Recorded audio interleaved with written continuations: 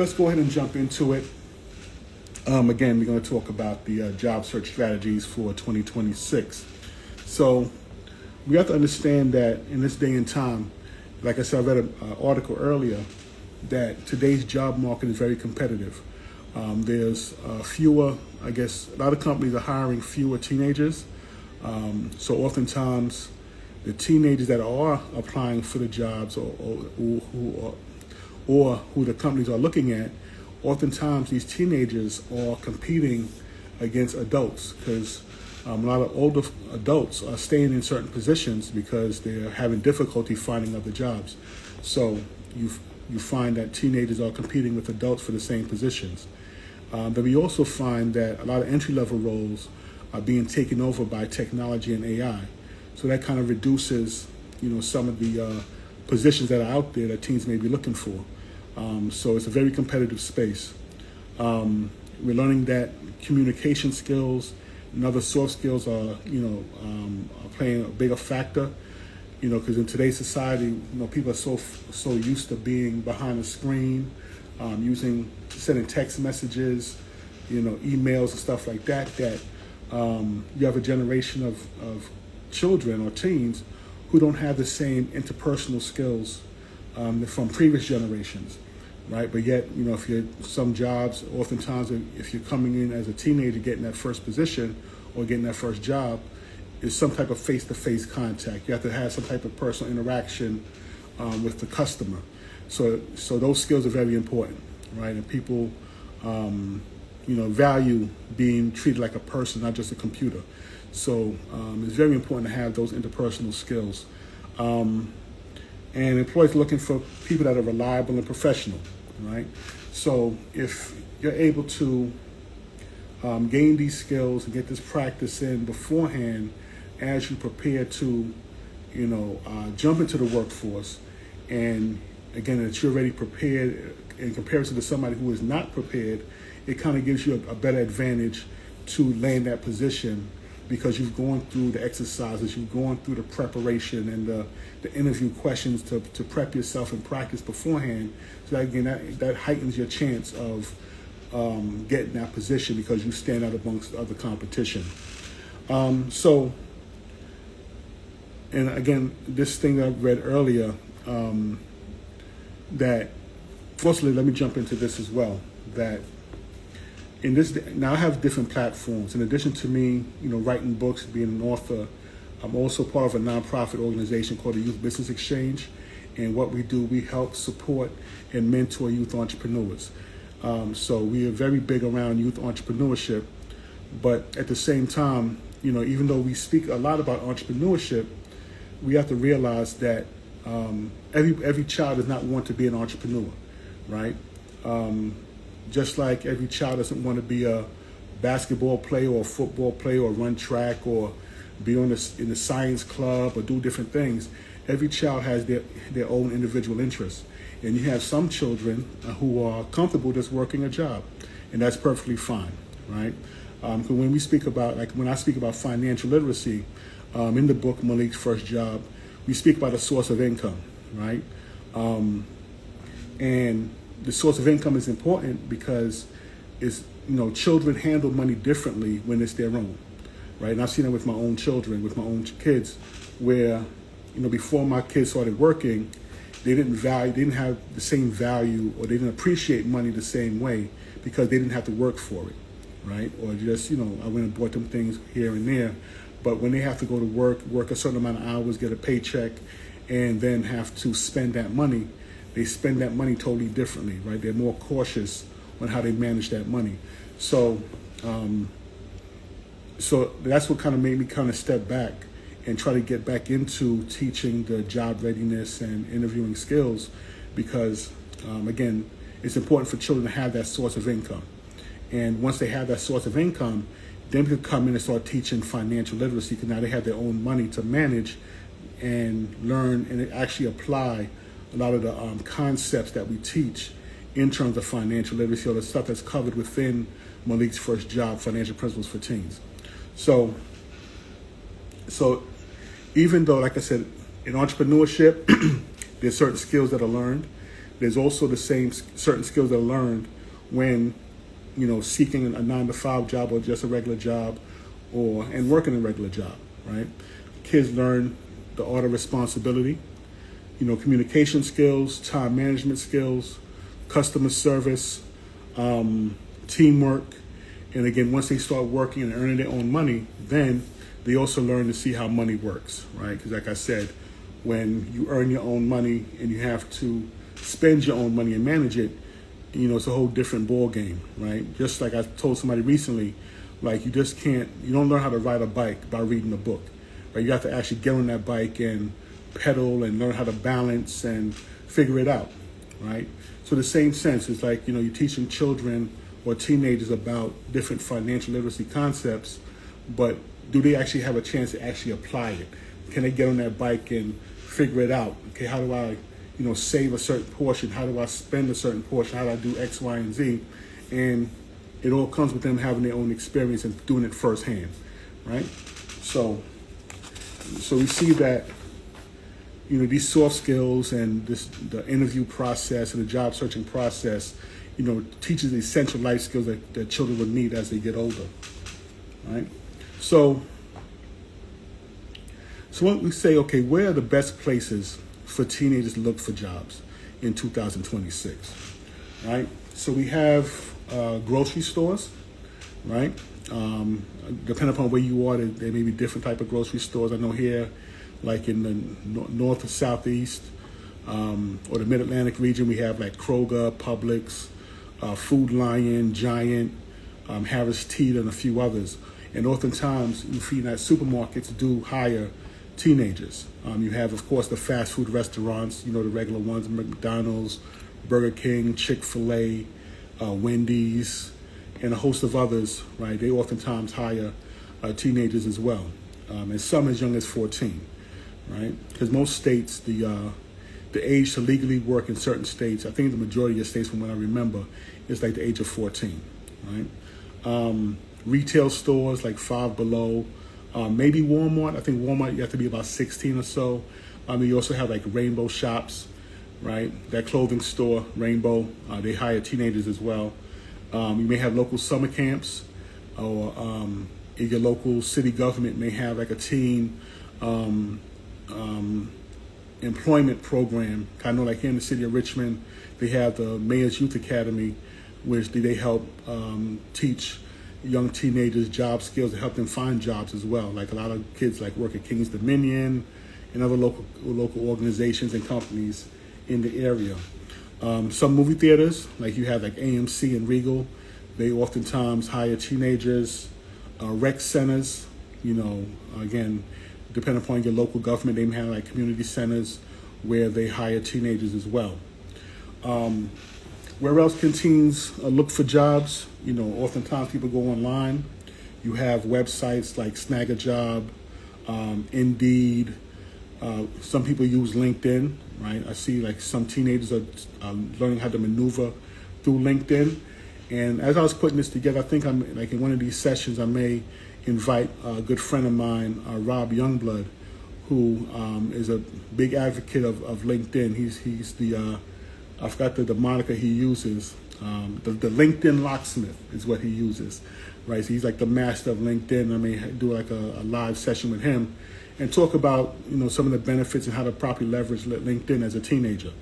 You have like Facebook groups. I know if kids still want to use Facebook. I know they say that's for the older folks. If there's certain companies that you're interested in, you can go to the company's website and see what jobs or what listings they have available, and see if they have anything for teenagers. And another way that teens can find jobs that people often sleep on is through networking. You can reach out to your teachers, your coaches, your pastors, your family, your friends, because oftentimes, and I've seen this over the years, that there's certain jobs that never make the listings on the internet or never make the want ads, right? They only get shared by word of mouth, right? So just like if you want to get a referral for anything else, sometimes people look for referrals when they're looking to hire someone, right? I know like for like my youngest son, the last couple jobs he's had, he's gotten through people who he's known, like some of his friends, right? He was working at this small amusement park. One of his best friends, it was his best friend's aunt that owned the park, so he was able to get on over there. And then another time he was working at Tropical Smoothie. One of his classmates worked in, helped him get in there. Then he was working at this other restaurant. Again, another one of his friends from school was there, and he was able to put a word in for him and help push his application. And we'll talk about that as well. Once you submit your application, what to do next. Now, as I mentioned earlier, that in today's society, a lot of people hide behind the screen. And another best practice that you can use to help find you a job is do it the old school way. Go meet somebody face to face, right? If you're interested in a certain company, let's say I want to go work at Walmart. Then we go inside of Walmart, ask for the store manager, or maybe the assistant manager, and ask, okay, are you hiring? And you can find out if they are. Get the person's name, and they may tell you, I doubt if they have paper applications nowadays, they may tell you go to the website and fill out the application. And what you can do is once you do the application online, you can call back and ask for that manager and let them know, hey, I just completed my application online. Do you mind taking a look at it and provide me some feedback, right? Because that little extra step, first the fact that you went in and spoke and asked for the manager and met them face to face, right? That showed a certain level of initiative to want to go out and meet someone face to face. Because again, nowadays a lot of folks don't often do that, right? They rather sit behind the screen. So you go, you meet the store manager face to face. You give them your name, say that you're interested in working. They then refer you to the website. You do the application. Once you do the application, then you call back or pop back up there again and say, yes, I did the application. Can you let me know what the next steps are, right? And that, again, is going to help you stand out against everyone else who's submitting that application, because, again, everyone else is not going to make that extra step to make that phone call, right, or to make that contact, make that connection. So there's nothing better than making an interpersonal connection with that individual, because, again, that may help open a door that, that maybe close everybody else. So again, it's always important, once you do an application online, make the phone call, let them know what your name is, did the application, what you're applying for, and ask, okay, what's the next steps, right? Because like I always tell folks, applying for a job is a competition, just like you watch American Idol, Survivor, any other competitive thing that's going on. It's a competition. You're against everybody else that's submitting applications for that same position, and you want to do what you can to make sure that you stand out amongst everybody else, okay? And then another thing a lot of young people have some reservations about is that they're applying for their first job, and they feel like, okay, I have no work experience. Now, you probably do have experience that you're not thinking about. You think about, are you active in school, right? Are you part of any sports teams, any clubs? Do you play football, basketball? Do you run track? Or are you on the debate team, the chess club? Are you part of student government? Any one of those things can be listed on your resume as far as experience, right? Because when you're part of a team or you're part of a club, it shows that you're able to interact with other individuals. It shows that you have, some interpersonal skills. If you may have like a leadership position on that club or on that team, perhaps you're like the team captain or something like that, that shows you have a certain level of leadership that you exhibit. You're able to work as a team with other individuals. So just to kind of think about that.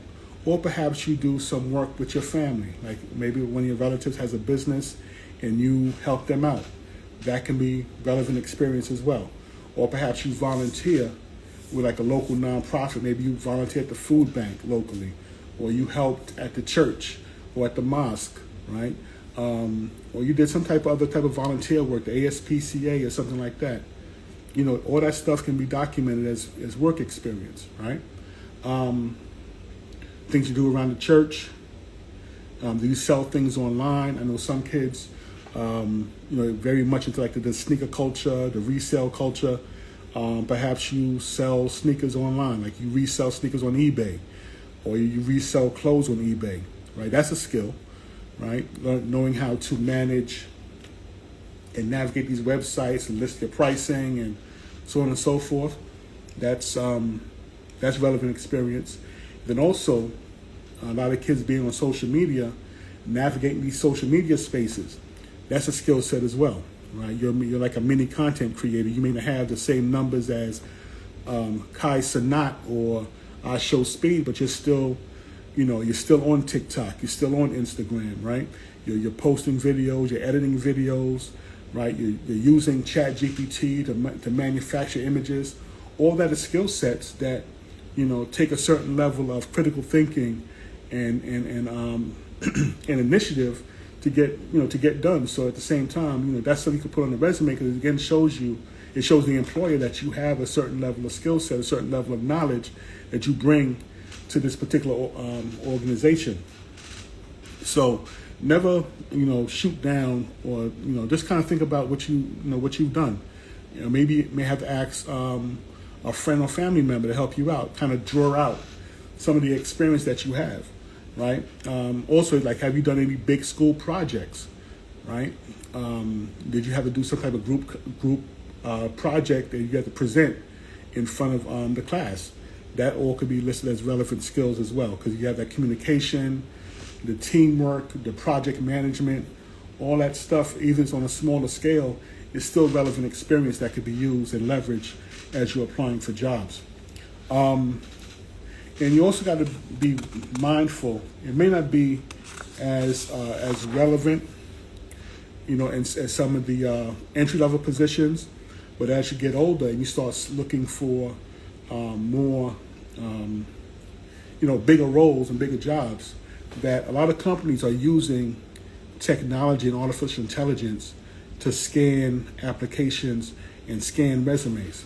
So you want to make sure that your job that you're applying for, that you look over the job description and you make sure that your application or your resume has certain keywords that match from that job description that's on your resume.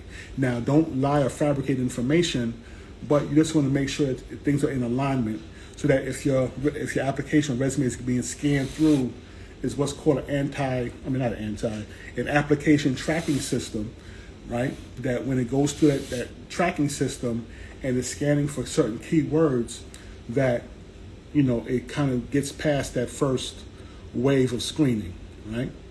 So you want to be mindful of that. And again, make sure you have the keywords on there. Also, ensure that you're using proper grammar, using proper spelling, and proper punctuation, right? Because all that stuff is being paid attention to as well. Because if you say, well, I pay attention to detail, and your sentences are missing commas and question marks or punctuation and it's spelled incorrectly, then that doesn't show that you're paying attention to detail. Show that you're rushing through it. So just take your time, make sure everything is spelled correctly.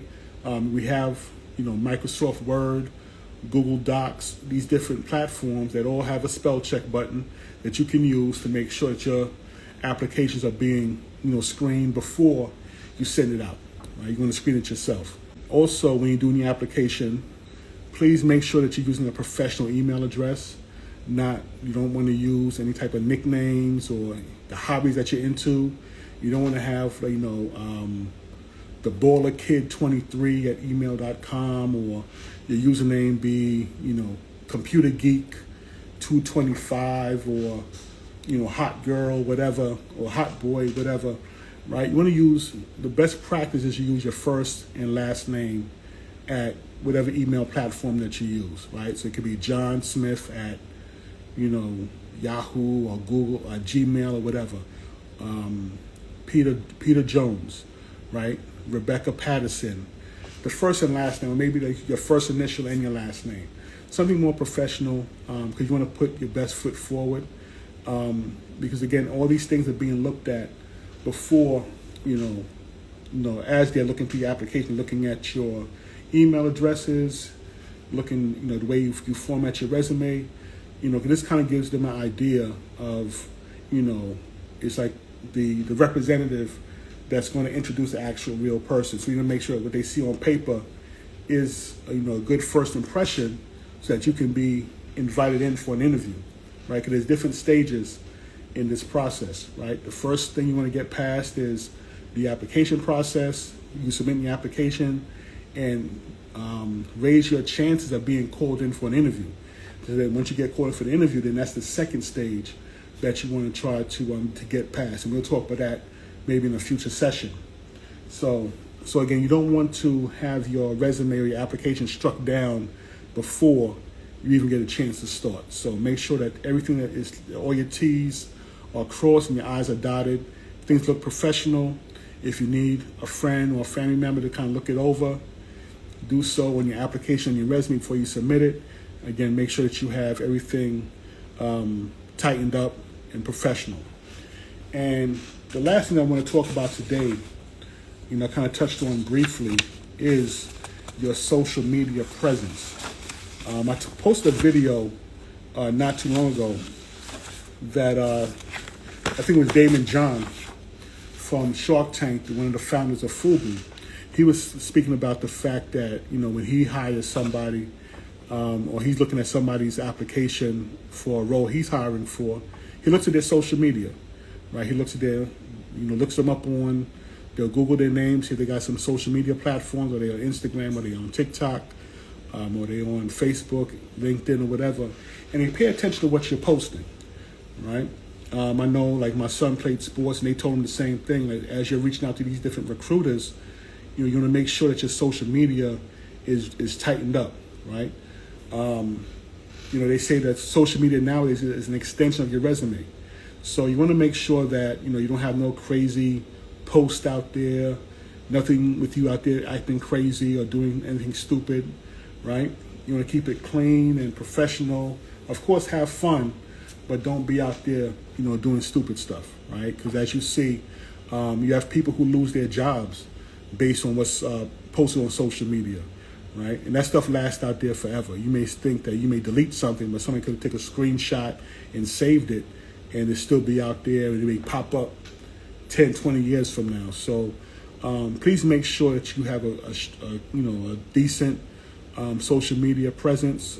If need be, if you need to make your page private, then do so, right? That way people can't see it publicly. But for the most part, you shouldn't be doing, as a teenager, you shouldn't be doing anything crazy online anyway. Because again, that stuff can last a lifetime, and you'll be 20 years later and something pops up from your past, and you don't want to get caught up in any type of crazy stuff that's, that you did when you were young and immature. So the best bet is to just keep it clean, right? Have fun, post your pictures, make your comments, but keep it professional, because you don't want something that's going to, bite you in the back later on down the line. As I mentioned, things have changed dramatically over the years. When I first started looking for jobs as a teenager, we used to go through the newspaper. In the back of the newspaper, there was a section called the Help Wanted, and you would go through there and look and see who was hiring. Nowadays, everything is online. You have different search engines, as I mentioned earlier, Snag a Job, Indeed, Simply Hired, LinkedIn, and a few others. Even I think like Facebook even has like a job listing section as well. So you have a lot of tools and resources available. A lot of schools have like career centers that help students with the whole job search process. So if your school has a career center, definitely tap in with them to see what resources they have. And I know sometimes the school may be connected with employers in the area, so they can, again, help get your foot in the door at certain companies. So that's something definitely that you may want to take a look at as well and look into. So if you're serious about, job hunting, again, it's a task. Try not to get discouraged. Try to do application every day. Sometimes application can be kind of lengthy, and you kind of get, fatigued, application fatigue. But stay at it. You may get some no's, but you have to keep swinging that bat. Keep going, right? There's a book called Go for No, right? It's really a book dealing with sales, but it kind of deals with the law of averages, right? If you was to say that you would expect one yes, if you was to have 100 different what's the word, 100 different attempts at something, and you knew that you can get one yes out of that 100, you wouldn't want to keep asking to get past all those no's so you can eventually get to that one yes. And the same thing happens when you're applying to jobs, is that the job that you're looking for is out there, but you may have to keep on looking and looking and looking, right? You may get it on the first shot, the first job you apply for. It may be that first one. It may be you have to do like 10 applications, and then you get that one. You may have to go through 20 no's to get to that one yes. But the key is to stay persistent, stay resilient. Don't get discouraged. It could be a discouraging process. You're doing applications and, you're not getting any feedback. But what happens is through the repetition, right? You may go on interviews, you're doing applications, and through that process, you're getting better, right? You may go on let's say you go on 3 different interviews. The more that you do it, the better you get at answering questions, because you'll see, when you go on an interview, pretty much they ask the same questions, right? So you're kind of prepared for it, and you see the more that you do, your answers get better. You get more comfortable in answering your questions. So through the repetition, you get better, and through you getting better, it prepares you for that next opportunity that may present itself. So don't get discouraged. Just look at it as part of the process for you to get to where you want to be, right? Nothing comes easy. Everything takes a little bit of work behind it. Clean up your social media, go online, look up common interview questions, practice answering some of those questions, get with a friend or family member, sit down and have like a little game and a little interaction, and you practice answering questions. That way you get more comfortable and you sound more confident when the actual interview comes and you're there, you're able to answer those questions a whole lot better. And, in your downtime, if there's things that you want to learn, take some time to learn some new skills, right? You have YouTube University. Anything that you want to learn, you're able to go online and learn it, right? There's certain computer software that you want to learn how to use. Go to YouTube, go to, some of the AI, Chat GPT or whatever. Learn, use those tools to help educate yourself. Read some books, right? Prepare yourself for what's to come, and prepare yourself to be ready for that next job interview or that first job interview. Volunteering, you get to build relationships, you get to meet people, and as I mentioned earlier, a lot of jobs that are out there, they never make the job board, the job listings, right? You could meet somebody at the volunteer. Let's say you're volunteering at the food bank and you have somebody from, let's say, McDonald's, right? One of the store managers may be volunteering at the food bank, and y'all there together. You get to meet each other. They see how you work. They see your work ethic, and they may say, you know what, I like how you work. You're looking for a full-time position, or you're looking for a permanent position where you can earn some extra money.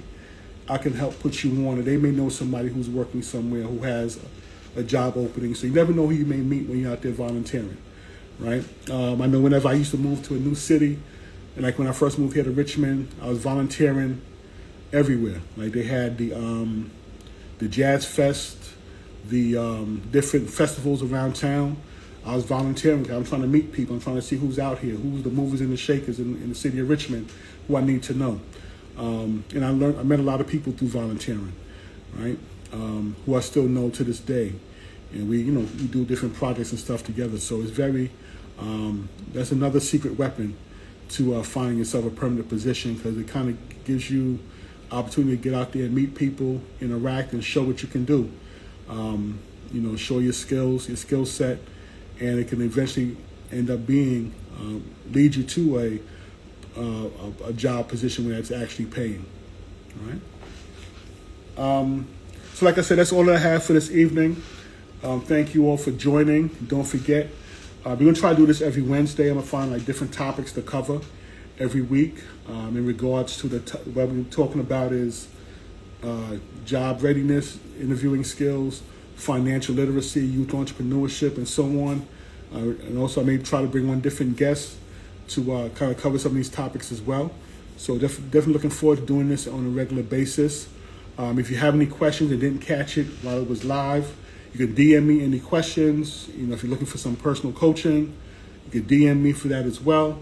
Also, as I mentioned, got the new book is available for download now, the interview playbook. Go to maliksfirstjob.com to download your copy. The physical copies or the physical version will be available like mid to late June. So be on the lookout for that. And like I said, thank you all for joining. Have a great evening. Peace.